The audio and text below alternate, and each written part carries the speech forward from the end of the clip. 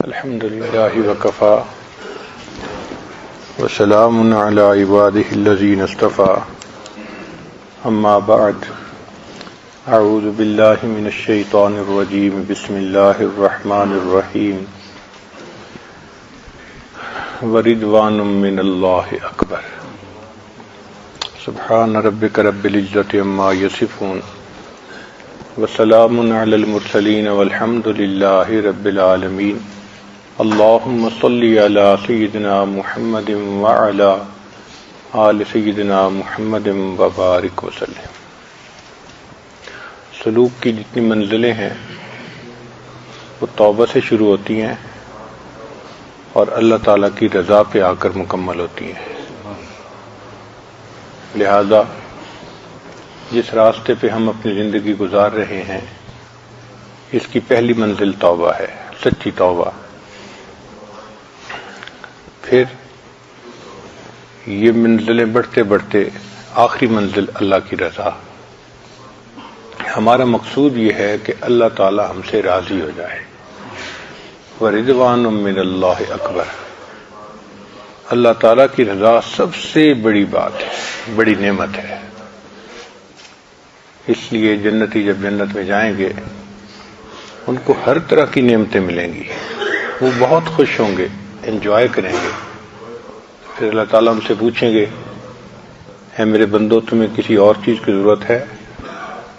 وہ کہیں گے اے اللہ ہر چیز تو آپ نے دے دی، ہم جو چاہتے ہیں وہ ہو جاتا ہے، تو ہم آپ سے اور کیا مانگیں؟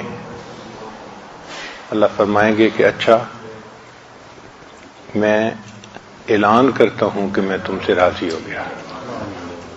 یہ جو اعلان ہوگا جنتیوں کو اس پر اتنی خوشی ہوگی کہ کسی اور نعمت پر اتنی خوشی نہیں ہوگی کہ اللہ ہم سے راضی ہو گئے۔ اللہ اس وقت راضی ہوں گے، پھر اس کے بعد کبھی ناراض نہیں ہوں گے۔ یہ کتنی بڑی نعمت ہے اللہ تعالی ہم سے راضی ہو جائے۔ ہماری پوری زندگی کا لب لباب نچوڑ اللہ کو راضی کرنا، محبوب راضی ہو جائے، محبوب حقیقی۔ چنانچہ آج کا عنوان ہے رضا بالقضاء۔ اللہ نے جس بندے کی جو تقدیر لکھ دی وہ اس کے اوپر راضی ہو جائے۔ عام طور پر شیطان یہ دشمنی کرتا ہے کہ بندے کے دل میں ڈالتا ہے کہ وائی می، میرے ساتھ یہ کیوں ہو رہا ہے؟ حالانکہ اللہ تعالیٰ نے ہمیں لاکھوں سے بہتر حالت میں رکھا ہے۔ وہ بھی لوگ ہیں جن کی آنکھیں ہی نہیں، جو بول ہی نہیں سکتے، جو سن ہی نہیں سکتے، جن کے پاؤں سلامت نہیں، ہاتھ سلامت نہیں۔ ایسے بھی ہیں کہ باڈی ہے لیکن ان کی عقل سلامت نہیں، سوچ نہیں سکتے۔ تو اللہ تعالیٰ نے ہمیں دیکھیں کتنی نعمتوں میں رکھا۔ پھر کتنے لوگ ہیں جو بے اولاد ہیں، باوجود اس کے کہ وہ مال پیسے والے ہیں، اولاد سے محروم ہیں۔ اللہ نے ہمیں اولاد کی بھی نعمت عطا فرمائی۔ پھر اللہ تعالیٰ نے ہمیں ایمان کی بھی نعمت عطا فرمائی۔ تو ہم اگر نعمتوں پہ غور کریں تو ہم تو اللہ تعالیٰ کی نعمتوں میں ڈوبے ہوئے بندے ہیں۔ یقین کریں کہ جتنی نعمتیں اس نے ہمیں دی ہیں وہ ہماری اوقات سے بڑھ کر ہیں۔ ہم اس قابل نہیں تھے، بن مانگے اس نے یہ نعمتیں عطا فرمائی۔ تو ہم اپنی تقدیر پہ راضی رہیں، جو اللہ نے لکھ دیا ہم اس پہ راضی ہیں۔ اس کی مثال یوں سمجھیں کہ ایک چھوٹا بچہ اس بات پہ راضی ہوتا ہے کہ اس کی ماں اس کے لیے جو کرے وہ ٹھیک ہے۔ تو جیسا چھوٹے بچے کو ماں پہ اعتماد ہوتا ہے اور وہ ماں کی ہر بات پہ خوش ہو جاتا ہے، اسی طرح بندے کا تعلق اللہ سے ہونا چاہیے کہ ہم اللہ تعالیٰ کی ہر بات پہ راضی ہو جائیں۔ جیسا اللہ نے چاہا ہمیں دنیا کے اندر رکھا، ہم اس حال میں راضی ہیں۔ ایک دفعہ بنی اسرائیل نے حضرت موسیٰ علیہ السلام سے سوال پوچھا کہ اے موسیٰ علیہ السلام ہمیں کیسے پتہ چلے کہ اللہ ہم سے راضی ہیں؟ آپ کو طور پہ جاتے ہیں تو آپ ذرا اللہ تعالیٰ سے پوچھئے۔ چنانچہ حضرت موسیٰ علیہ السلام کو طور پر تشریف لے گئے تو انہوں نے سوال پوچھا اے اللہ میری قوم پوچھتی ہے کہ کیسے پتہ چلے کہ آپ ہم سے راضی ہیں؟ رب کریم نے فرمایا اے میرے پیارے موسیٰ علیہ السلام ان لوگوں کو جا کے بتا دو اگر یہ اپنے دل میں مجھ سے راضی ہیں تو میں ان سے راضی ہوں، اگر ان کے دل میں مجھ سے شکوے ہیں تو میں ان سے ناراض ہوں۔ تو بڑا آسان طریقہ ہے یہ معلوم کرنے کا کہ اللہ ہم سے راضی ہے یا نہیں۔ اپنے دل میں جھانک کے دیکھیں۔ جو مومن ہوتا ہے ہر حال میں اللہ سے راضی، الا الکفر والضلال، سوائے کفر اور گمراہی کے ہر حال میں اللہ سے راضی۔ جس حال میں اللہ رکھے بس ہمارے لیے وہی حال بہتر ہے۔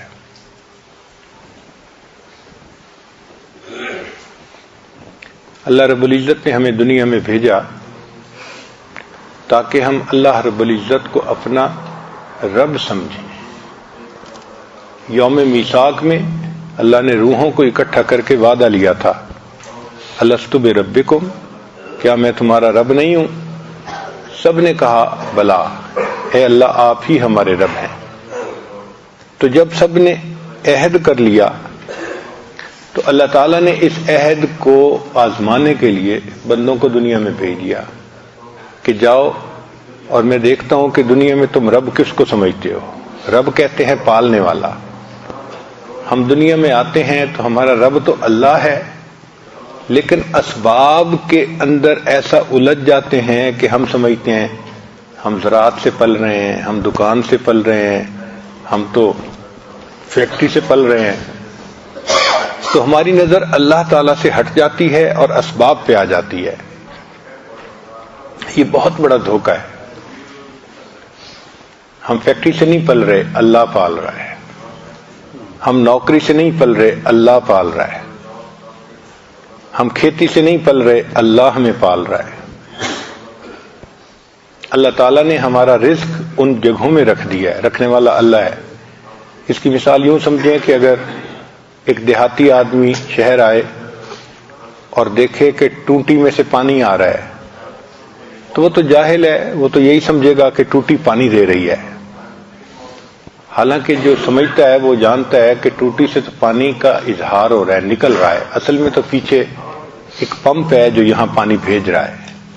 جس طرح پانی پمپ بھیج رہا ہے اور وہ ٹوٹی سے نکلتا نظر آتا ہے، اللہ تعالیٰ رزق ہمارا اپنے خزانوں سے بھیج رہے ہیں۔ وہ ہمیں دکان سے نکلتا نظر آتا ہے، وہ فیکٹری سے نکلتا نظر آتا ہے، وہ زراعت سے نکلتا نظر آتا ہے۔ تو اس میں دھوکے میں پڑنے کی ضرورت نہیں ہے۔ اس لیے فیکٹری کی وجہ سے کوئی ایسا کام نہ کریں جو شریعت کے خلاف ہو، بزنس میں کوئی ایسا کام نہ کریں جو شریعت کے خلاف ہو۔ اس لیے کہ جب اللہ نے رزق دینا ہے تو ہم کیوں کوئی کام ایسا کریں جو اللہ کو ناپسند ہو۔ اور اللہ تعالیٰ نے ہمیں جس حال میں رکھا وہ سب سے بہتر حال۔ یہ بہت بڑا سبق ہے جو ہم نے یاد کرنا ہے کہ ہمارا رب کون ہے؟ اللہ ہے۔ اس لیے قرآن مجید کی ابتدا رب کے نام سے، الحمدللہ رب العالمین، رب کے نام سے۔ اور ہر 2-4 صفحے کو الٹ کے دیکھیے، آپ کو کسی نہ کسی آیت میں رب کا نام نظر آئے گا۔ ایسے لگتا ہے جیسے پورے قرآن میں اللہ تعالیٰ نے اس رب کے لفظ کو سجا دیا ہے۔ اور پھر جو اختتام ہوا تو وہ کس لفظ پہ، کس صورت پہ؟ قل اعوذ برب الناس، وہ بھی رب کا۔ تو ابتدا میں بھی رب اور آخر پہ بھی رب۔ مقصد یہ تھا کہ تم اس یقین کو پکا کر لو کہ پالنے والا کون ہے؟ رب ہے۔ اچھا، ہم اگر نماز پڑھتے ہیں تو ہر رکن میں رب کی یاد۔ دیکھیں، ہم رکوع میں کھڑے ہو کے تلاوت کرتے ہیں تو تلاوت میں پڑھتے ہیں الحمدللہ رب العالمین، تو رب کو یاد کیا نا۔ پھر ہم رکوع کرتے ہیں قیام کے بعد تو رکوع میں پڑھتے ہیں سبحان ربی العظیم، رب کو یاد کیا۔ پھر ہم سجدہ کرتے ہیں سبحان ربی الاعلی۔ پھر ہم اتحیات میں بیٹھ جاتے ہیں تو رب جعلنی مقیم الصلاۃ، تو رب کا نام ہر جگہ، ہر رکن میں۔ مقصود یہ تھا کہ ان کے دماغ میں یہ چیز بیٹھ جائے، پکی ہو جائے کہ ہمارا رب اللہ ہے۔ یہ مضبوط ایمان ہماری ضرورت ہے کہ ہماری نظر ہر وقت اللہ تعالیٰ کی ذات پہ ہو۔ اسی لیے قرآن مجید میں جتنی بھی دعائیں ہیں، اکثر دعائیں رب کے نام سے مانگی گئی۔ رب کہتے ہیں کہ جو پرورش کرنے کا ذمہ دار ہو، جیسے بچے کی مربیہ اس کی ماں ہوتی ہے، تو ہمارے مربی کون ہے؟ اللہ تعالیٰ ہے. تو دعائیں رب کے نام سے منگوائی گئی. ربنا آتنا فی الدنیا، ربنا ظلمنا انفسنا، ربنا لا تزغ قلوبنا، ربنا اغفر لنا ذنوبنا و اسرافنا فی امرنا. تو یہ ربنا ربنا کے لفظ سے اتنی دعائیں کیوں منگوائی گئیں؟ اس میں حکمت ہے. اللہ تعالیٰ چاہتے تو اس کے تو 99 نام ہیں جو ہمیں معلوم ہے، اس سے زیادہ ہیں جو اس کے علم میں ہیں، تو اپنے کسی اور نام سے منگوا دیتے نام دعائیں. رب کے نام سے منگوائی اس لیے کہ رب کے نام میں ایک تعلق ہے کہ یہ بندہ ہے، وہ اللہ ہیں اور وہ اس کے ذمہ دار ہیں. اس لیے اگر کوئی بچہ روئے اور اس کی ماں کا نام ہے فاطمہ اور کہے فاطمہ فاطمہ فاطمہ، اس سے کوئی محبت نہیں اٹھتی. اور وہی بچہ اگر کہہ دینا ماما ماما، بھاگی ہوئی آئے گی اس کی ماں، حالانکہ وہ پکار تو پہلے بھی ماں کو رہا تھا، اب بھی ماں کو رہا تھا، مگر فاطمہ کے نام سے وہ محبت ماں کے دل میں نہیں جاگی جو ماما کے نام سے جاگ رہی ہے، کہ وہ سمجھتی ہے کہ اب اس نے مجھے پکارا، میں ذمہ دار ہوں اس کو پالنے کی، اس کی خبرگیری کرنے کی. تو رب کریم نے فرمایا کہ میرے بندے جب رب کے نام سے دعا مانگیں گے نا تو میں تو ہوں ہی ذمہ دار، تو میں ان کی دعاؤں کو قبول کر لوں گا. اس لیے رب کے نام سے دعائیں مانگنا یہ بڑی اہمیت رکھتا ہے. اور عجیب بات کہ یہ سبق ہم نے پوری زندگی یاد کرنا ہے، اور جب قبر میں جائیں گے تو سب سے پہلا سوال کیا پوچھا جائے گا؟ من ربک، تیرا رب، تمہارا رب کون ہے؟ معلوم ہوا کہ ساری زندگی تیاری کی اور امتحان کا پہلا کوشچن یہ ہے کہ من ربک، بتاؤ بھائی تمہارا رب کون ہے. اب جس نے تو اللہ پہ ایمان پکا بنا لیا ہوگا وہ تو کہے گا کہ اللہ ربی، اللہ میرا رب ہے. اور جو فیکٹری کو سمجھے گا اور کھیتی کو سمجھے گا وہ کہے گا ہائی ہاتا، مجھے نہیں معلوم کہ میرا رب کون ہے. قیامت کے دن بھی انسان اللہ کے سامنے کھڑا ہوگا تو اس دن بھی رب کا تذکرہ کہ یوم یقوم الناس لرب العالمین، قیامت کے دن انسان اپنے رب کے سامنے کھڑے ہوں گے. تو ہمارا تعلق ہے اللہ کے ساتھ، ہم بندے ہیں، وہ ہمارا رب ہے، اس پہ ہمیں خوشی ہونی چاہیے. کسی کا مربی اتنا کامل نہیں ہو سکتا جتنا کامل اللہ ہے. کسی کو اتنی صفات حاصل نہیں جو صفات اللہ کو حاصل ہے. کسی کے پاس اتنے خزانے نہیں جو خزانے اللہ کے ہیں.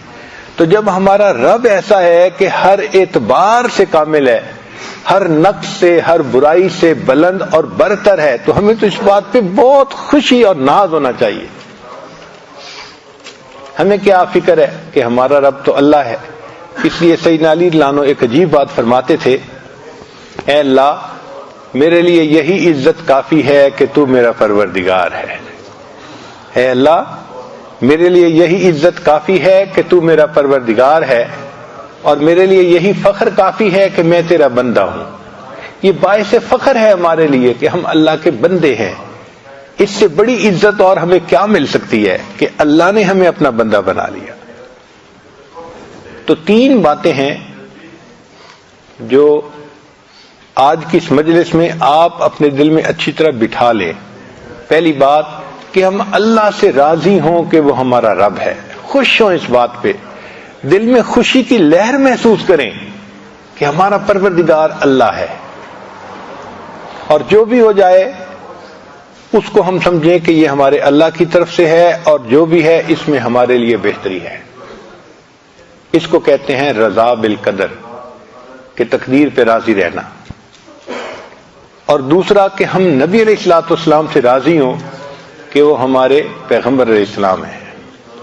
سچی بات ہے، نبی علیہ الصلوۃ والسلام کی تعلیمات کے انوارات جب نصیب ہوتے ہیں نا تو اتنا شکر کا احساس ہوتا ہے دل میں، اے اللہ آپ نے کتنا کرم کیا کہ آپ نے اپنے محبوب کو ہمارا راہبر و رہنما بنا دیا.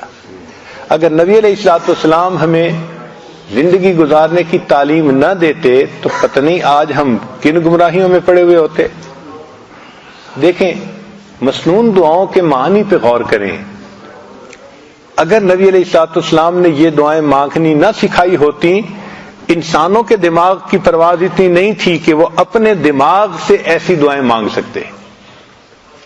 اب یہ جو ہے رب اللہم مہدنا فی من ہدیت وعافنا فی من عافیت، ان کے معنی پہ غور کریں.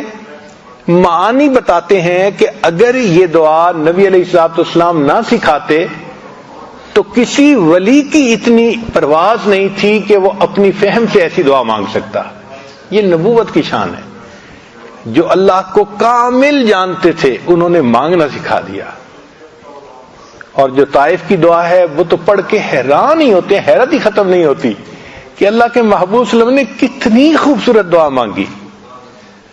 اور یہ دعا اللہم انی عبدک وابن عبدک وابن امتک، حیران ہوتے ہیں یا اللہ کیا سونے کی سیاہی سے لکھنے کے قابل الفاظ ہیں جو محبوب صلی اللہ علیہ وسلم کی مبارک زبان سے نکلے ہیں. تو نبی علیہ الصلوۃ والسلام کی تعلیمات کا جب نور نصیب ہوتا ہے نا تو ایک احسان کی کیفیت دل میں آتی ہے کہ شکر ہے کہ اللہ کے حبیب صلی اللہ علیہ وسلم ہمارے معلم اور ہمارے مرشد ہمارے نبی علیہ الصلوۃ والسلام، اور ان کی محبت دل میں آتی ہے. تو ہم نبی علیہ السلام سے راضی ہیں کہ وہ ہمارے نبی ہیں، اور دین اسلام سے ہم راضی ہو جائیں کہ وہ ہمارا دین ہے. سچی بات تو یہ ہے کہ اگر ہمیں دین نہ ملتا ہم جانوروں جیسی زندگی گزارتے ہیں. کتنے لوگ دنیا میں ہیں جو عقل میں ہم سے اچھے ہیں لیکن بیچارے ایسی بری زندگی گزار رہے ہیں کہ جانوروں جیسی.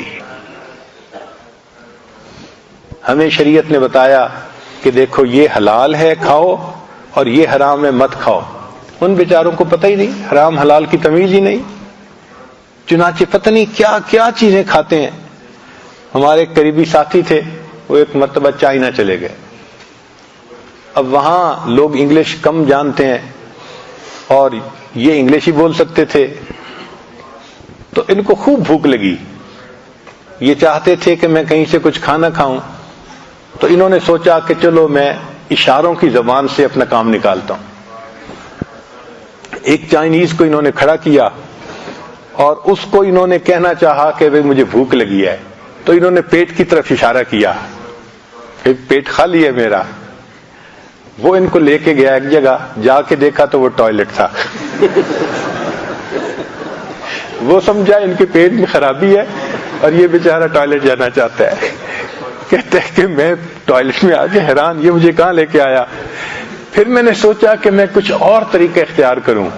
ایک دوسرے بندے کو روکا اور اس بندے کو پھر میں نے منہ کی طرف اشارہ کیا کہ میں کچھ کھانا چاہتا ہوں. وہ مجھے کہنے لگا کہ آؤ میرے ساتھ. وہ مجھے لے کے گیا ایک ریسٹورانٹ کے اوپر، اور میں نے دیکھا تو وہاں مچھلیاں اور اس قسم کی چیزیں بہت تلی ہوئی پڑی تھیں، کباب بنے ہوئے پڑے تھے. اور میں ان کو دیکھ رہا تھا تو کہنے لگا کہ جہاں مچھلی پڑی تھی وہاں ایک چوہا بھی پڑا تھا، پورا کا پورا تلا ہوا. اس کی دم بھی نظر آ رہی ہے، مونچھیں بھی نظر آ رہی ہیں. کہتے اس کو دیکھ کے مجھے تو طبیعت میں بڑی کراہت ہوئی کہ ہیں یہ چوہے بھی کھاتے ہیں. خیر میں نے ایک جگہ دیکھا کہ بھئی کچھ گول گول بوٹیاں ہیں، تو میں نے پھر اسے کہا کہ بھئی مجھے یہ سالن چاہیے.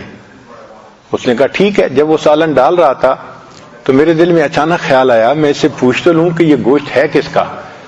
تو میں نے اس سے پوچھا کہ بھئی یہ گوشت ہے کس کا. وہ آگے سے کہنے لگا وہ پتہ چلا کتے کا گوشت تھا. تو اب بتائیں کہ ایسے بھی لوگ ہیں بیچارے چوہے کھاتے ہیں، کتے کھاتے ہیں، بندر کھاتے ہیں، سور کھاتے ہیں. یا اللہ تیرا کتنا ہم پر کرم، ہم تو ساری زندگی سجدے میں پڑے رہے. اللہ ہم آپ کا شکر ادا نہیں کر سکتے کہ آپ نے ہمیں ایسا دین عطا کیا، ایسی نعمت عطا فرمائی کہ بس معلوم کرو اور عمل کرتے چلے جاؤ.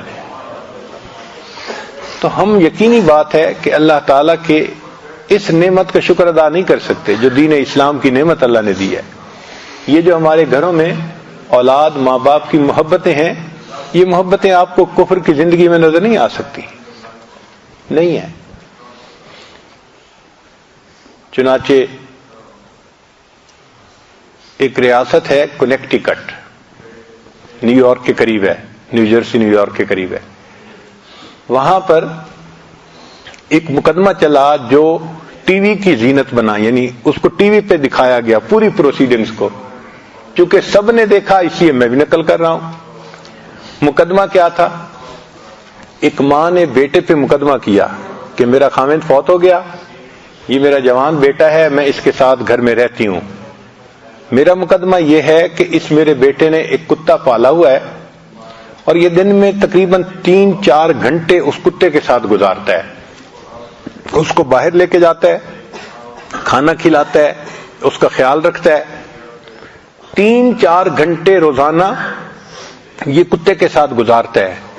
میں اس کی ماں ہوں، میں اکیلی اداس ہوتی ہوں، میرا دل چاہتا ہے کہ یہ بچہ میرے کمرے میں 5 منٹ کے لیے آئے، یہ نہیں آتا، تو میں عدالت سے استدعا کرتی ہوں کہ اس کو حکم دیں کہ یہ روزانہ 5 منٹ کے لیے آ کے مجھے اپنا چہرہ ہی دکھا دیا کرے۔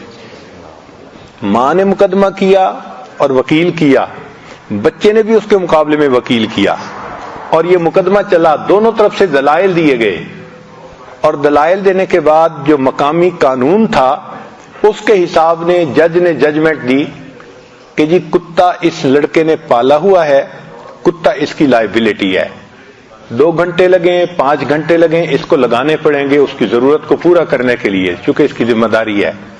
رہ گئی ماں، تو چونکہ بچے کی عمر 18 سال سے اوپر ہو چکی، اس کی ماں اس کی جو ہے لائبلٹی نہیں ہے، ہم قانون کے مطابق بچے کو مجبور نہیں کر سکتے کہ اپنی ماں کو روزانہ چہرہ دکھا دیا کرے۔ اب بتائیں جہاں ماں باپ اور اولاد کا یہ تعلق ہو وہاں کیا زندگی ہوگی؟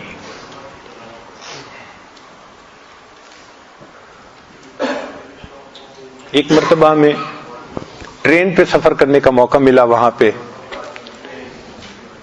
تو ایک جگہ یہ عاجز بیٹھا ہوا تھا، ایک امریکن خاتون، عمر اندازاً اس کی ہوگی کوئی 50 یا اس سے اوپر، وہ دور بیٹھی ہوئی تھی۔ جب اس نے دیکھا کہ یہ بندہ اکیلا بیٹھا ہے تو ساتھ والی سیٹ پر آ کر بیٹھ گئی اور مجھ سے پوچھنے لگی آپ مسلمان ہیں؟ میں نے کہا الحمدللہ ہاں میں مسلمان ہوں۔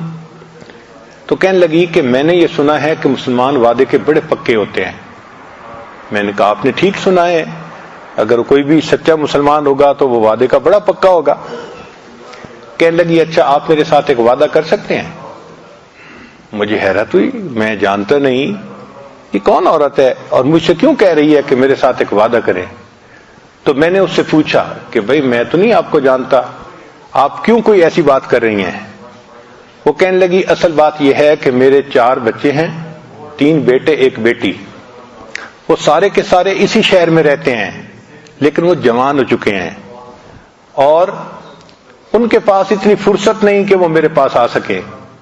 خاوند فوت ہو گیا، میں اکیلی رہتی ہوں، اب سارا دن اکیلا رہ رہ کے میں نفسیاتی مریض بن گئی ہوں۔ تو میں آپ سے یہ وعدہ لینا چاہتی ہوں کہ آپ امریکہ میں جہاں بھی ہوں گے مجھے روزانہ 1 منٹ کے لیے کلیکٹ کال کریں گے۔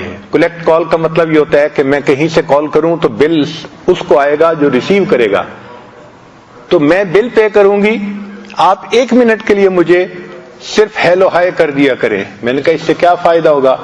کہنے لگی کہ مجھے ہوپ رہے گی کہ آج دن میں مجھے بھی کال آئے گی اور کوئی بندہ مجھ سے پوچھے گا تم کیسی ہو۔ ایک ماں جس کے 4 بچے ہیں اور اسی شہر میں ہیں، وہ ماں ترس رہی ہے کہ کوئی بندہ 24 گھنٹے میں 1 مرتبہ کال کر کے مجھے یہ پوچھ لے کہ تم ٹھیک ہو۔ جہاں یہ ماں باپ اور اولاد کا تعلق ہو وہاں کیا خاندانی زندگی ہوگی؟ ہمارے ہاں ماں باپ اولاد میں کیا محبتیں ہیں، یہ سب کس کا نتیجہ ہے؟ دین اسلام کی تعلیمات کا نتیجہ ہے۔ الحمدللہ بچے ماں باپ پہ قربان ہوتے ہیں، ماں باپ اولاد پہ جان دیتے ہیں، یہ محبتیں سب اس وجہ سے ہیں۔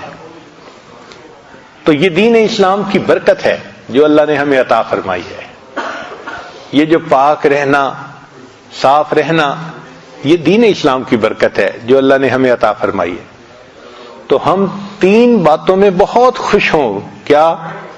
اللہ تعالیٰ سے خوش ہوں کہ وہ ہمارا رب ہے، نبی علیہ السلام سے خوش ہوں کہ وہ ہمارے پیغمبر ہیں، اور دین اسلام سے خوش ہوں کہ وہ ہمارا دین ہے۔ جو بندہ 3 چیزوں میں خوش ہو گیا، اب نبی علیہ السلام کی حدیث مبارکہ سن لیجئے کہ اللہ تعالیٰ کے حبیب صلی اللہ علیہ وسلم فرماتے ہیں ذاق طعم الایمان، اس بندے نے ایمان کا مزہ چکھ لیا. من رضی باللہ ربا، جو اللہ سے راضی ہو گیا کہ اللہ رب ہے، وہ بے محمد النبی، اور محمد صلی اللہ علیہ وسلم سے راضی ہو گیا کہ وہ ہمارے نبی ہیں، وبالاسلام دینا، اور اسلام سے راضی ہو گیا کہ وہ دین ہے. یعنی یہ تین کام کرنے سے بندے کو ایمان کی لذت نصیب ہو جاتی ہے، چاشنی نصیب ہو جاتی ہے. تو ہمیں اللہ سے راضی رہنا چاہیے. اللہ ہمیں جس حال میں رکھا ہے ہمارے لیے وہی حال بہتر ہے. اگر کوئی اور حال ہوتا تو ہم دکھی ہو جاتے، ہم پریشان ہو جاتے. یوں بندہ سمجھتا ہے کہ میں تو بڑا دکھی ہوں، حالانکہ ہمیں اللہ تعالیٰ نے لاکھوں سے بہتر حال میں رکھا ہے. شکوے کرنا، یہ کہنا کہ یہ نہ ہوا وہ نہ ہوا، یہ اللہ تعالیٰ کو ناپسند ہے. چنانچہ فرمایا کہ جس نے یہ چاہا کہ جس وقت جو چیز اللہ جل شانہ نے پیدا فرمائی اس وقت میں کوئی دوسری چیز پیدا ہوتی تو اس نے اپنے جہل و نادانی میں کوئی دقیقہ نہ چھوڑا. مشائخ نے لکھا ہے رضا کیا ہے؟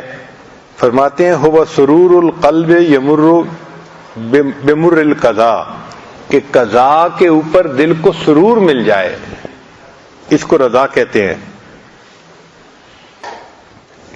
نبی علیہ السلام نے ارشاد فرمایا عجبت من قضاء اللہ عز وجل للمؤمن ان اصابہ خیر حمد ربہ وشکرہ، کہ میں حیران ہوں، تعجب ہوتا ہے مجھے مومن کے حال پر کہ جب اللہ تعالیٰ اس کو اچھے حال میں رکھتا ہے تو وہ اللہ کی حمد بیان کرتا ہے، اس کا شکر ادا کرتا ہے. وَإِنْ أَصَابَتْهُ مُصِیبَةٌ، اور اگر اس بندے کو کوئی مصیبت پہنچتی ہے حامد ربہ وصبر، وہ اللہ کی حمد بیان کرتا ہے اور اس پر صبر کرتا ہے. المؤمن یؤجر فی کل شیء، مومن کو ہر بات میں اجر ملتا ہے. حتی فی اللقمۃ یرفعها الی فی امرأتہ، حتیٰ کہ بیوی کے منہ میں لقمہ ڈالتا ہے اس پر بھی اللہ اجر عطا فرماتے ہیں. کیا خوبصورت دین ہے کہ بیوی کو مسکرا کے دیکھو تو اس پر نیکی ملتی ہے، اور بیوی کے منہ میں لقمہ ڈالو اس پر خوشی ملتی ہے. اپنی ہی انسان ضرورتوں کو پورا کرتا ہے، اللہ نے اس پر بھی ہمارے لیے اجر لکھ دیا ہے. یہ بیوی کے منہ میں لقمہ ڈالنا یہ بھی نبی علیہ الصلوۃ والسلام کی ایسی سنت ہے کہ جس پر گھر آباد ہو جاتے ہیں. ایک مرتبہ لاہور کا ایک نوجوان تھا، اس کی شادی کو کچھ مہینے ہو گئے تھے تو ملنے کے لیے آیا. ہم نے پوچھا سناؤ بھائی آپ خوش ہیں؟ تو بڑا غصے میں تھا، کہنے لگا جی کیا کروں، بس ماں باپ نے ایسی بیوی ڈھونڈ کے دی ہے جو بالکل جو ہے نا وہ دین سے محبت نہیں رکھتی، نماز نہیں پڑھتی، کہتا رہتا ہوں پردے کا خیال نہیں کرتی، فلاں نہیں کرتی فلاں نہیں کرتی. ایک لمبی چارج شیٹ اس نے بنائی ہوئی تھی. تو مقصد اس کا یہ تھا، یہ کہتے ہیں to read in between the line, کہ اگلا بات تو کر رہا ہے لیکن مدعا کیا ہے یہ سمجھنا پیر کا مقصد، پیر کا کام ہوتا ہے. ہمارے حضرت فرمایا کرتے تھے اگر مرید ہونا 420 تو پیر ہوتا ہے 840. اللہ تعالیٰ ان کو وہ فہم دے دیتے ہیں کہ وہ سمجھ جاتے ہیں کہ یہ چاہتا کیا ہے. اور ہمارے حضرت رحمۃ اللہ کو تو اللہ نے کشف عطا فرمایا تھا. ایک مرتبہ کراچی میں یہ عاجز خدمت میں حاضر تھا تو ایک عالم آئے، تو مجھے پتا تھا کہ یہ عالم حضرت سے کیا پوچھنے کے لیے آئے ہیں. تو میں حضرت کی خدمت میں حاضر ہوا اور میں نے کہا کہ حضرت وہ فلاں عالم آپ سے ملنے کے لیے آئے ہیں.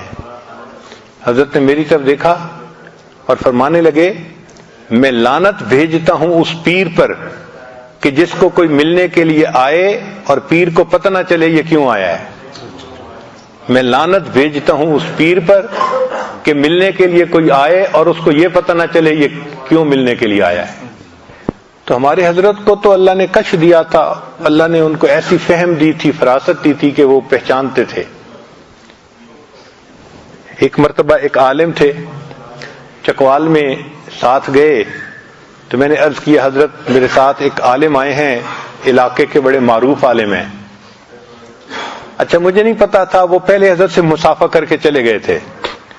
تو جب میں نے یہ کہا تو حضرت مجھے فرمان لگے ہاں میں نے اسے پڑھ لیا ہے، ہاں میں نے اسے پڑھ لیا ہے.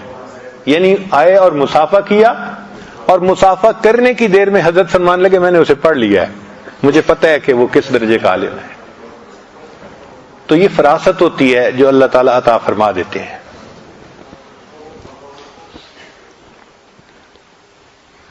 اب اس نوجوان نے آ کے نا جب لمبی چارج شیٹ بیان کی تو مجھے سمجھ لگ گئی کہ یہ کہنا کیا چاہتا ہے. وہ اصل میں مجھ سے NOC مانگ رہا تھا کہ حضرت جی کہہ دیں کہ تم اس کی طبیعت ذرا ٹھیک کرو تو میں بیوی کو جو ہے ذرا ٹھیک کر دوں گا. خیر جب اس نے اپنی ساری بات کر لی تو میں نے اس سے کہا کہ اچھا مجھے یہ بتاؤ کہ جس وقت شادی ہوئی تھی اس وقت تو آپ بھی اسی حال میں تھے، چونکہ اس کو بیعت ہوئے بھی تھوڑا وقت ہوا تھا. شادی کے وقت جیسا لڑکا تھا ویسی لڑکی ماں باپ نے ڈھونڈی تھی. کہنے لگے جی ہاں اس وقت تو میری بھی حالت وہی تھی. میں نے کہا پھر آپ کیسے بدلے؟ کہ جی میں نے آپ کے بیانات سنے، پھر میں نے بیعت کر لی اور میری زندگی بالکل بدل گئی. میں نے کہا کیا یہ موقع آپ کی بیوی کو بھی ملا؟ کہنے لگا نہیں. میں نے کہا کسی مجلس میں اس کو بیان سنوایا؟ کہنے لگے نہیں. میں نے کہا جب تک وہ یہ بیان نہیں سنے گی تو زندگی کیسے بدلے گی؟ یہ تو قصور اس کا نہیں ہے، یہ تو قصور آپ کا ہے جس نے موقع ہی نہیں دیا. تو تھوڑا سا نا وہ سلو ہو گیا کہ بھئی میں جس شد و مد کے ساتھ آیا تھا نا یہاں یہ سلسلہ نہیں چلے گا. اچھا خیر میں نے پھر اس کے بعد اس سے ویسے باتیں کی، جنرل باتیں جو ہوتی ہیں نوکری کے بارے میں ادھر ادھر کی. اور پھر اس کے بعد اس کو رخصت کرتے ہوئے میں نے کہا کہ آپ ایسا کریں کہ جب جائیں نا تو جاتے ہوئے راستے سے مٹھائی کا ایک ڈبہ لے لیں. اس نے پوچھا جی؟ میں نے کہا وہ جا کے جب گھر میں دسترخوان بچھے نا کھانے کے لیے تو وہ مٹھائی کا ڈبہ بھی اس کے اوپر رکھنا اور ان میں سے مٹھائی کا ایک ٹکڑا اٹھا کے نا بیوی کے منہ میں ڈالنا. وہ مجھ سے پھر پوچھتے جی؟ اس کو سمجھ نہیں آ رہی تھی کہ بھئی یہ مجھے کہہ کیا رہے ہیں. وہ تو آیا تھا اس کو سیدھا کرنے کی نیت سے اور ہم اسے کہہ رہے تھے کہ بیوی کے منہ میں مٹھائی کا. تو پھر میں نے اسے کہا کہ بھئی میں فارسی نہیں بول رہا اردو میں بات کر رہا ہوں، آپ مقصد کو سمجھیں کہ جائیں اور یہ سنت عمل ہے اور آپ تو ماشاءاللہ اب بہت سنتوں پہ عمل کرتے ہیں تو اس سنت پہ بھی عمل کریں. کہنے لگا جی ٹھیک ہے. وہ چلا گیا. اللہ کی شان دیکھیں کہ دوسرے دن بیوی کو لے کے آیا، میری بیوی بیعت ہونے کے لیے آئی ہے. میں نے پوچھا کیسے؟ کہنے لگا میں گھر گیا، مٹھائی کا ڈبہ دسترخوان پہ رکھوایا تو بیوی خاموشی سے دیکھتی رہی کہ یہ ہو کیا رہا ہے. پھر لقمہ کھاتے کھاتے میں نے ایک گلاب جامن اٹھایا اور بیوی کے منہ کی طرف بڑھایا تو وہ میری طرف دیکھنے لگی کہ کیا کر رہے ہو؟ تو میں نے کہا کہ یہ مجھے حضرت صاحب نے بتایا ہے کہ نبی علیہ السلام کی سنت ہے تو میں اس سنت پہ عمل کر رہا ہوں، تمہارے منہ میں یہ لقمہ. کہنے لگے بیوی نے وہ مٹھائی کا ٹکڑا کھا تو لیا لیکن اس کے بعد وہ سر جھکا کر بیٹھ گئی اور مجھے کہنے لگی کہ اچھا مجھے نبی علیہ السلام کی اور سنتیں بھی سکھاؤ، مجھے نبی علیہ السلام کی اور سنتیں بھی سکھاؤ. ایک سنت پر عمل کرنے سے اس بچی نے پردہ بھی شروع کر دیا، نماز بھی شروع کر دی، زندگی کی ترتیب ہی بدل لی اس نے. تو محبوب صلی اللہ علیہ وسلم کی ایک سنت میں اتنی طاقت ہے کہ ایک آزاد خیال بچی وہ اپنی زندگی کا رخ ہی بدل لیتی ہے. اگر کسی کی بیوی دین کی طرف نہیں آتی تو یہ اس کے خاوند کا قصور ہوتا ہے کہ اس نے دین کو مجسم شکل میں پیش نہیں کیا ہوتا. اگر دین کو ہم مجسم شکل میں پیش کرتے تو سب سے زیادہ ہماری قدردان ہماری بیوی ہوتی. اور اس کی دلیل کیا ہے کہ نبی علیہ السلام نے جب نبوت کا دعویٰ فرمایا تو سب سے پہلے کون ایمان لے کے آیا؟ عورتوں میں سیدہ خدیجہ کبریٰ رضی اللہ تعالیٰ جو بیوی تھی، جو جتنا قریب رہتی تھی اتنا جلدی وہ ایمان لے کے آئی. تو دین میں تو مقناطیسیت ایسی ہے کہ جو اس پر عمل کرے گا اس کی بیوی اس پہ قربان جائے گی.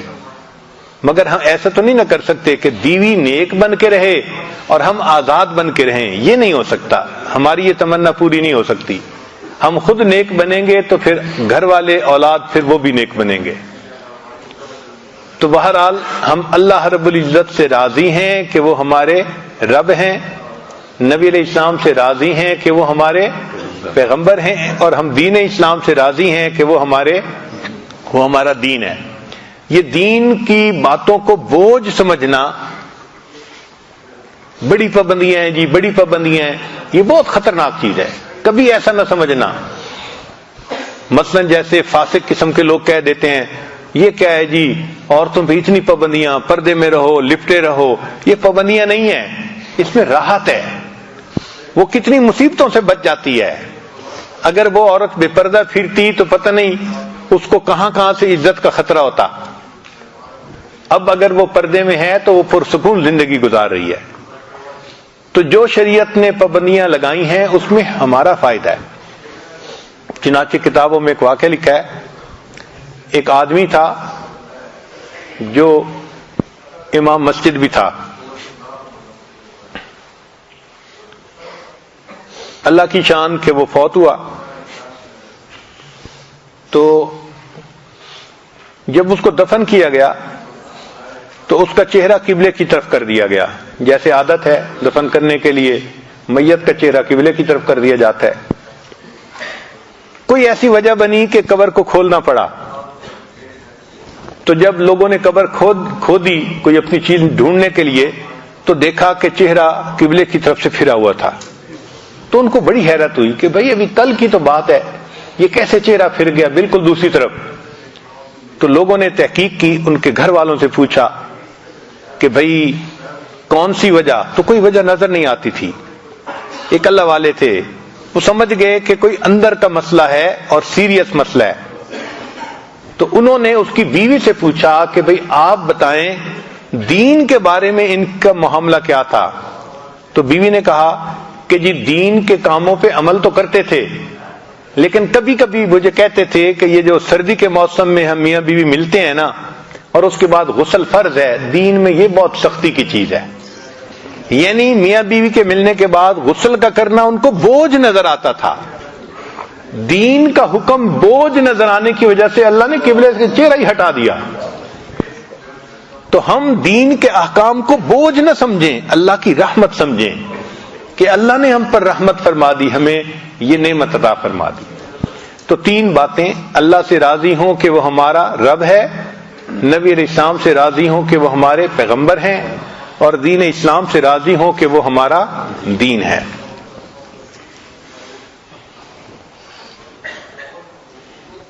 قال رسول اللہ صلی اللہ علیہ وسلم الصبر رضا، کہ تقدیر کے اوپر صبر کرنا اس کا نام رضا ہے۔ نبی علیہ السلام نے ارشاد فرمایا الرضا غنیمتی، کہ رضا میری غنیمت ہے۔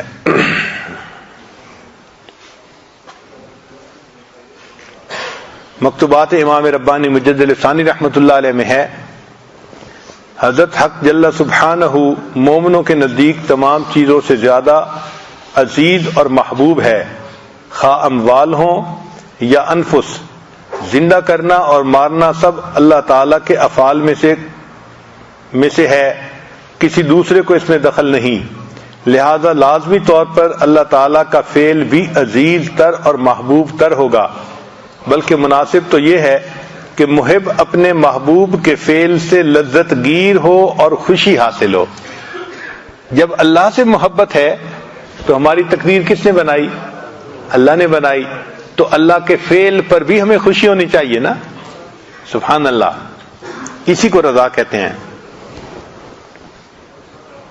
رضا تین چیزوں کا نام ہے، اللہ تعالیٰ کا دین جس طرح اس نے اتارا ہے تو اس کے ساتھ راضی ہو جائے، تقدیر اور روزی جس طرح اس نے تیرے اور دوسروں کے لیے مقرر فرمائی تو اس کے ساتھ راضی ہو جائے، اور تیسرا ما سوی اللہ کی بجائے تو اپنے مولا کے ساتھ راضی ہو جائے۔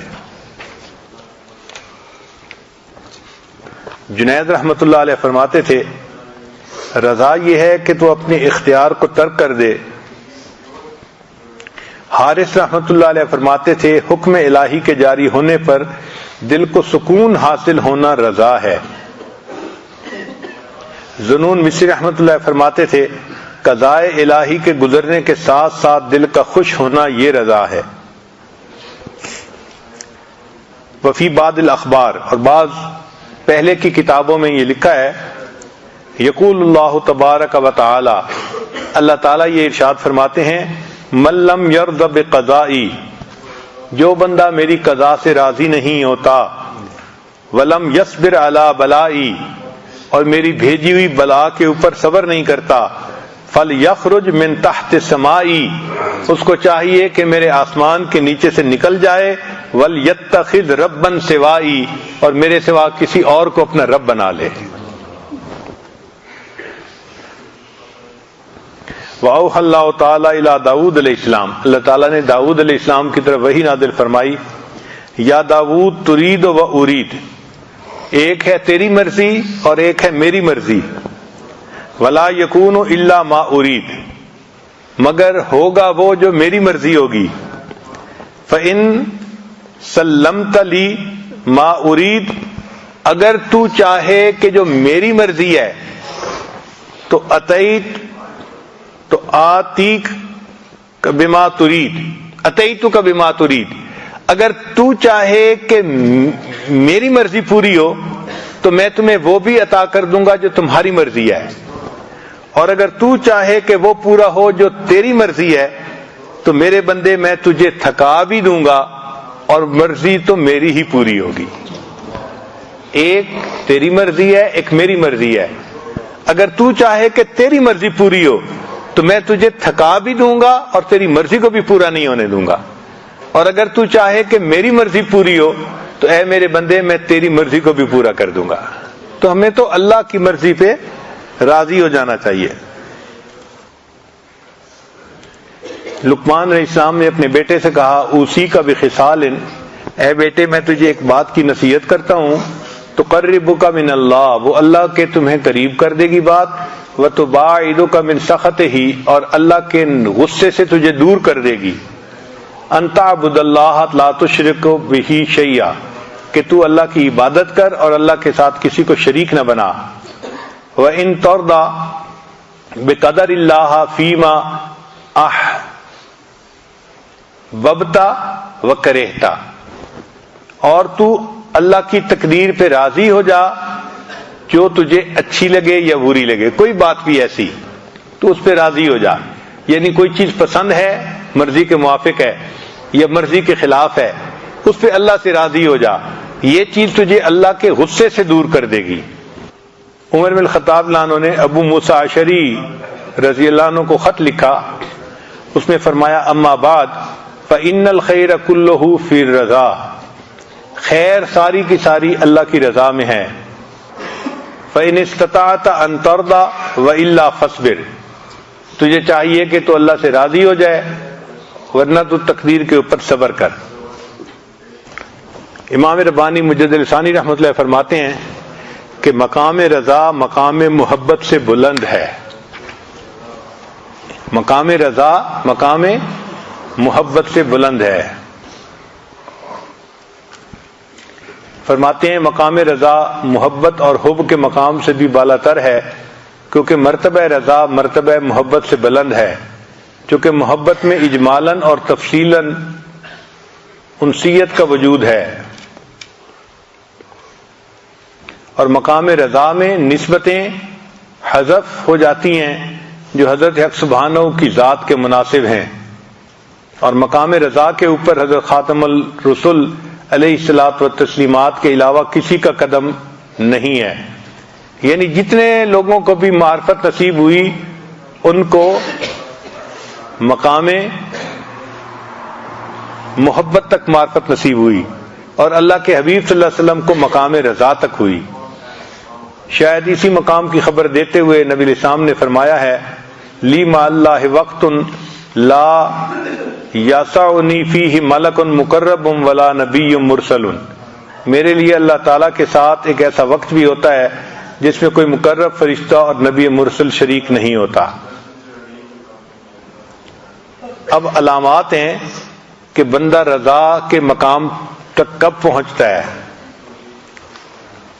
پہلی علامت عین مصیبت میں محبت کا بھڑکنا، یعنی اللہ تعالیٰ کی طرف سے بندے کے اوپر کوئی مصیبت آئے اور بندے کے دل میں اللہ کی محبت جوش مار رہی ہو، یہ پہلی علامت۔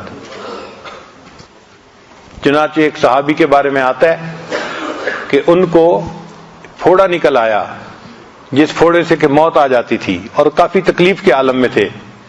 اس تکلیف کے عالم میں وہ اللہ تعالیٰ کو مخاطب کر کے کہتے تھے، اے میرے مالک، تو جو چاہے میرے ساتھ کر، میں تیری محبت کے اوپر ابھی بھی قائم ہوں۔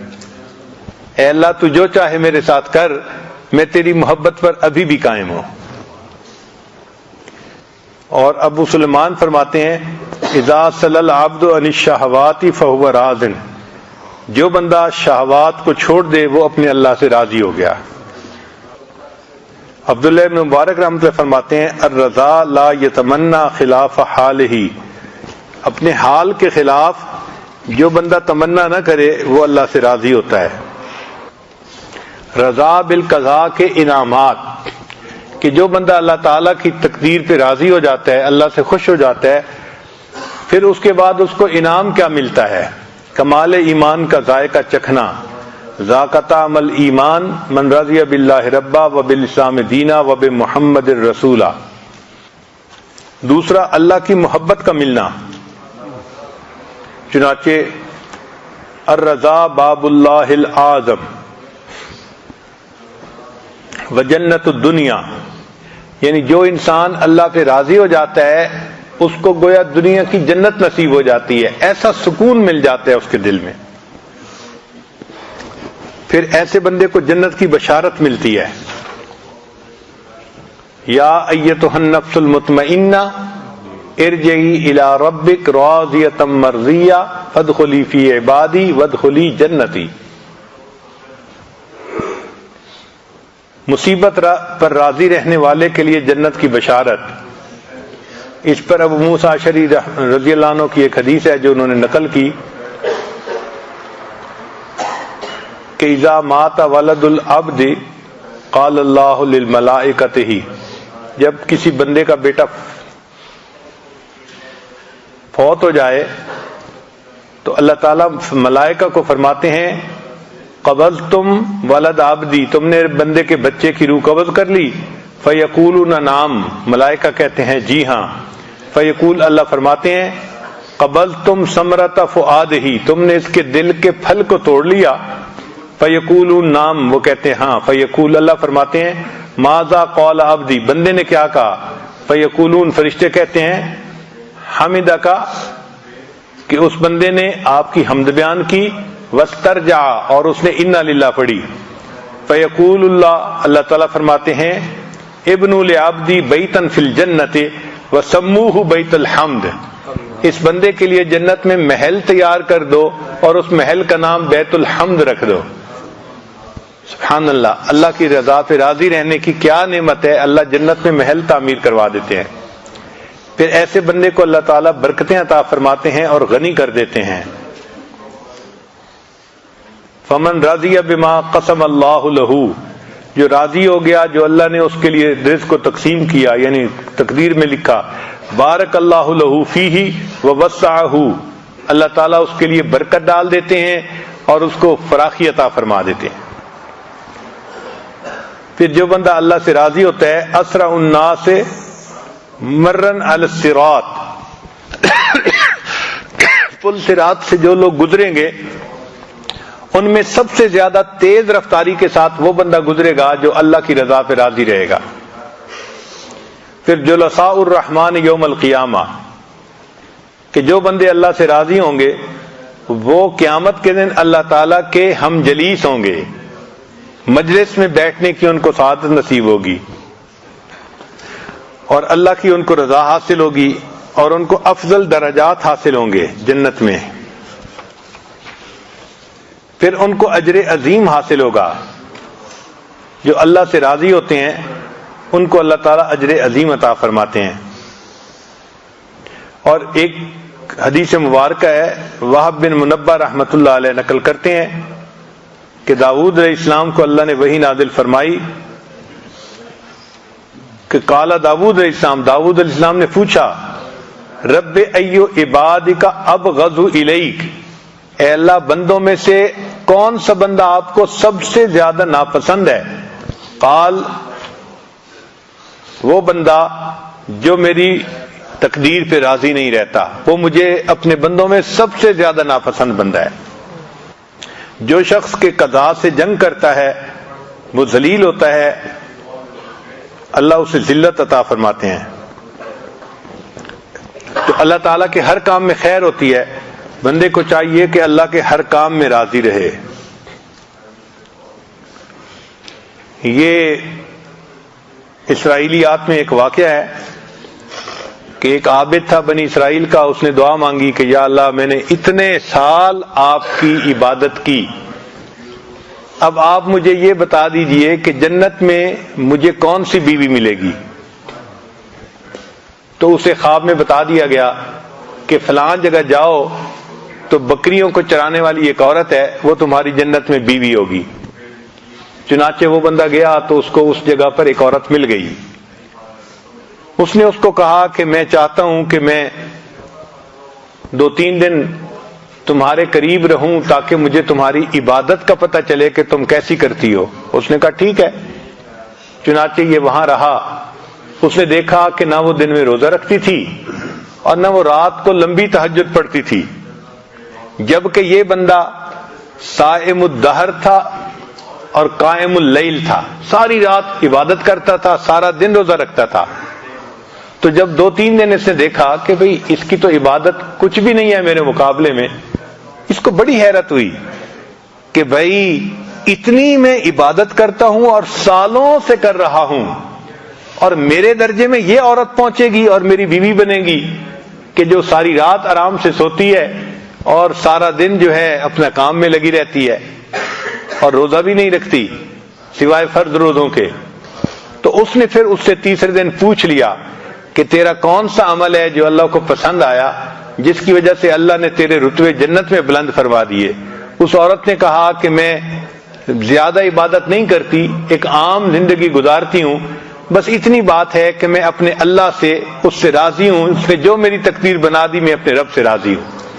تو اس نے کہا کہ ہاں تیرا یہ عمل ہے جس کی وجہ سے اللہ نے جنت میں تیرے درجوں کو بلند کر دیا۔ تو عبادت کیے بغیر جنت میں درجے بلند ہوں گے اس عمل پر کہ انسان اللہ سے راضی ہے۔ تو آج کی مجلس میں ہم نے یہ سبق سیکھا کہ ہم اپنی تقدیر پہ راضی ہوں، اور یہ صرف زبان کے الفاظ نہ ہوں، یہ دل کی کیفیت ہو، دل میں خوشی ہو کہ اللہ ہمارے رب ہیں، نبی علیہ السلام ہمارے پیغمبر اسلام ہے، اور دین اسلام ہمارا دین ہے، اور اللہ نے ہمیں جس حال میں رکھا ہوا ہے یہ بہترین حال ہے۔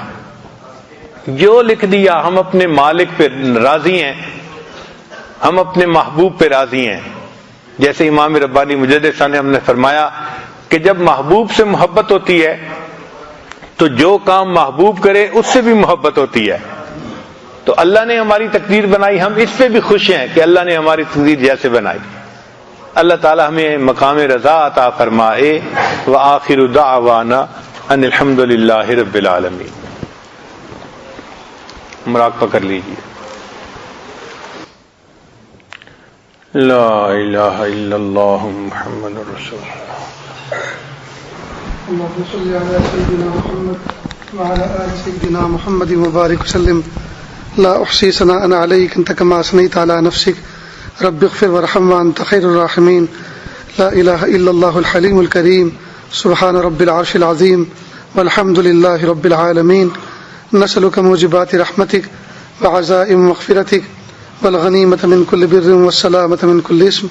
لا تدع لنا ذنبا إلا غفرته ولا هما إلا فرجته ولا حاجة هي لك إلا قضيتها يا أرحم الراحمين يا أرحم الراحمين يا أرحم الراحمين. رضيت بالله ربا وبالإسلام دينا وبسيدنا محمد صلی اللہ علیہ وسلم. رب کریم ہم ظاہر میں آپ کے بندے، حقیقت میں نہایت گندے، اللہ ہمارے حال پر رحم فرما. رات کا نصف حصہ گزر چکا، آپ کے نیک بندے آپ کے سامنے کھڑے ہوئے ہیں، آپ کے نیک بندے آپ کے سامنے ہاتھ باندھ کر کھڑے ہوئے ہیں، تہجد میں کھڑے ہوئے ہیں.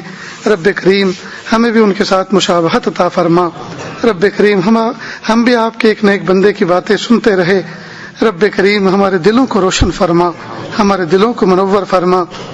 اللہ کب تک غفلت والی زندگی جیتے رہیں گے؟ رب کریم حضوری والی زندگی عطا فرما، حاضری والی زندگی عطا فرما۔ غفلت والی زندگی سے ہم پناہ چاہتے ہیں، اللہ ہمیں حقیقی پناہ نصیب فرما۔ رب کریم حضوری والی زندگی عطا فرما، استحضار والی زندگی عطا فرما، غفلت والی زندگی سے ہماری حفاظت فرما۔ دور دراز سے چل کر لوگ آئے ہوئے ہیں، آپ کے گھر میں بیٹھے ہوئے ہیں، رب کریم آپ کے در کی چوکھٹ پکڑ کر بیٹھے ہوئے ہیں، آپ راضی ہو جائیے، آپ راضی ہو جائیے، ایسے راضی ہو جائیے کہ پھر کبھی ناراض نہ ہونا۔ پیارے اللہ آپ راضی ہو جائیے، اپنی رضا حقیقی نصیب فرما، اپنے حقیقی رضا ہم سب کو نصیب فرما، ہماری نسلوں کو عطا فرما۔ میرے پیارے اللہ، پیر کے ناخن سے لے کے سر کے بال تک آپ نے نعمتوں میں رکھا ہوا ہے، یا اللہ زحمتوں میں مبتلا ہونے سے حفاظت فرمائیے۔ یا اللہ ہم ناپے تولے جانے کے قابل نہیں ہیں، حساب کتاب لیے جانے کے قابل نہیں ہیں۔ پیارے اللہ اگر آپ حساب لینے پر آ گئے، ہم ایک چائے کی پیالی کا بھی حساب نہیں دے سکتے۔ پیارے اللہ ہم ایک صبح اور ایک شام کا بھی حساب نہیں دے سکتے، ایک وقت کے دسترخوان کا بھی حساب نہیں دے سکتے۔ اللہ جی ہم ناپے تولے جانے کے قابل نہیں ہیں، آزمائے جانے کے قابل نہیں ہیں۔ آپ راضی ہو جائیے، نعمتوں میں رکھیے اور شکر کی توفیق عطا فرمائیے۔ اللہ مصیبتوں سے حفاظت فرمائیے، مصیبتوں سے حفاظت فرمائیے۔ ہم آپ کے کمزور بندے ہیں، رب کریم آپ کے حبیب پاک صلی اللہ علیہ وسلم نے ہمیں خبر دی ہے، جو بندہ مصیبتوں پہ صبر کرتا ہے اس کو بھی جنت دیں گے، اور جو نعمتوں پہ شکر کرتا ہے اس کو بھی جنت دیں گے۔ پیارے اللہ آپ مصیبت بھیجیں، پھر ہم اس پہ صبر کریں، پھر آپ ہمیں جنت عطا فرمائیں۔ اللہ ہم کمزور بندے ہیں، پیارے اللہ اس راستے سے ہم آپ کا قرب حاصل نہیں کر سکتے۔ رب کریم آپ نعمتیں عطا فرمائیے، نعمتوں کا استحقاق عطا فرمائیے، نعمتیں عطا فرمائیے اور اس پر شکر کی توفیق عطا فرمائیے، اور اس طرح سے اپنے قرب خاص عطا فرما دیجئے۔ اللہ جی آپ راضی ہو جائیے۔ اللہ آج کی مجلس کی برکت سے رب کریم ہمیں شکر کی توفیق عطا فرما، آپ کی ذات سے راضی رہنے کی توفیق عطا فرما، حضور پاک صلی اللہ علیہ وسلم کو اپنے دل و جان سے چاہنے کی توفیق عطا فرما۔ یا اللہ اسلام کی نعمت پر شکر کی توفیق عطا فرما۔ اللہ آپ ہمارے شکر کو قبول فرما لیجئے، اللہ ہمارے شکر کو قبول فرما لیجئے، ہمارے اعمال کو قبول فرما لیجئے۔ یا اللہ ہمیں دائمی استقامت عطا فرما دیجئے۔ رب کریم ہماری نسلوں کو استقامت عطا فرما دیجئے، ہماری نسلوں کی نسلوں کو دین پر استقامت نصیب فرما دیجئے۔ پیارے اللہ جو مانگا عطا فرما، جو مانگنے سے رہے وہ بھی عطا فرما۔ رسول صاحب والدہ کا انتقال ہو، ہمارے دوست مفتی غلام رسول صاحب کی والدہ کا انتقال ہو چکا، پیارے اللہ ان کو قرب کے اعلیٰ درجات عطا فرما۔ رب کریم کتنا پیارا دن اور کتنی پیاری رات اور کتنا پیارا وقت ملا ہے، پیارے اللہ ہم ان کی بھی تعزیت کرتے ہیں۔ پیارے اللہ آپ سے درخواست کرتے ہیں، اللہ آپ کے بندے کی والدہ آپ کے پاس ایسے مبارک دن میں لمحات میں پہنچی ہیں، رب کریم مغفرت فرما دیجئے، قرب کے اعلیٰ درجات عطا فرما دیجئے۔ یا اللہ ہم میں سے نہ جانے کتنوں کے والدین یا اللہ آپ کی رحمت میں پہنچ چکے ہیں۔ یا اللہ اب ہم جب اس قابل ہوئے کہ ان کی خدمت کرتے تو یا اللہ وہ دنیا سے رخصت ہو گئے، رب کریم ان کے درجات کو بلند فرما دیجئے، ان کے درجات کو بلند فرما دیجئے۔ اللہ ان کو قرب کے اعلیٰ درجات عطا فرما دیجئے، ان کی مغفرت فرما دیجئے۔ اور ہم میں سے جتنوں کے والدین حیات ہیں یا اللہ ان کی دل و جان سے خدمت کرنے کی توفیق عطا فرمائیے۔ پیارے اللہ یہاں سے جانے کے بعد ہم ان سے معافیاں مانگیں، وہ ہم سے راضی ہو جائیں، پھر آپ بھی ہم سے راضی ہو جائیں۔ یا اللہ ایسی لمحات عطا فرما دیجئے، ایسے لمحات عطا فرما دیجئے۔ یا اللہ ہمارے والدین کتنے قیمتی ہیں، یا اللہ ہم ان کا حق ادا نہ کر سکے، ہمیشہ ان کو اٹھا کے رکھا، ہمیشہ ان کی مرضی کے خلاف کام کیے۔ میرے پیارے رب بچپن میں نہ جانے ہمارے لیے کتنے آنسو بہائے، نہ جانے کتنی راتوں کو وہ جاگے، نہ جانے کتنے قرض لے کر ہمارے علاج کروائے۔ میرے پیارے اللہ اب جب جان میں جان آئی اور بازو میں طاقت آئی، اب جب ماں اور باپ کسی کام کا حکم دیتے ہیں تو ان کو نوجوان بچے آنکھیں دکھاتے ہیں۔ رب کریم ان کی معصیت اور نافرمانی سے ہماری حفاظت فرما لیجئے، قدردانی کی توفیق عطا فرما دیجئے، قدردانی کی توفیق عطا فرما دیجئے۔ پیارے اللہ جو مانگا عطا فرما، جو مانگنے سے رہے وہ بھی عطا فرما۔ وصلی اللہ تعالی علی خیر خلقہ محمد و آلہ و اصحابہ اجمعین برحمتک یا ارحم الراحمین۔